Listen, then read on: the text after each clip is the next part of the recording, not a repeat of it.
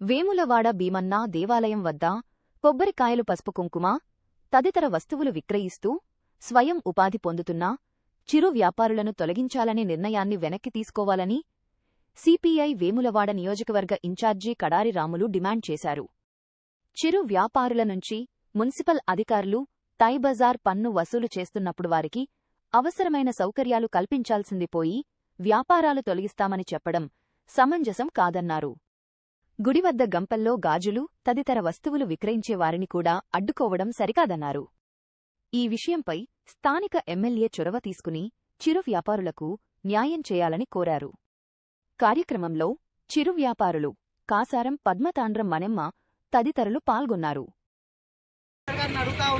వీళ్ళు మీకు time Bazar SIT హౌస్లు చేస్తూ ఉంటే కడతా ఉన్నారు. కానీ ఇలా ఎక్కడ టెంపుల్ ఉన్నా కూడా ఇలా సెటర్లలో వ్యాపారం పెట్టుకున్నటువంటి వాళ్ళు ఉంటారు. ఇటు పోతే బండ్ల మీద పెట్టి అమ్ముకునే వాళ్ళు ఉంటారు. దానికోసం ఆలోచించండి. ఈ చేయడం అనేది ఇది సరైనటువంటి పద్ధతి కాదు. వీళ్ళందరికీ ఉపాధి కల్పించే విధంగా కమిషనర్ గారు చూడాలి. లేని వేళలో సిపిఐ పక్షాన పెద్ద ఎత్తున ఆందోళన కార్యక్రమం చేస్తామని ఈ సందర్భంగా తెలియజేస్తా ఉంది.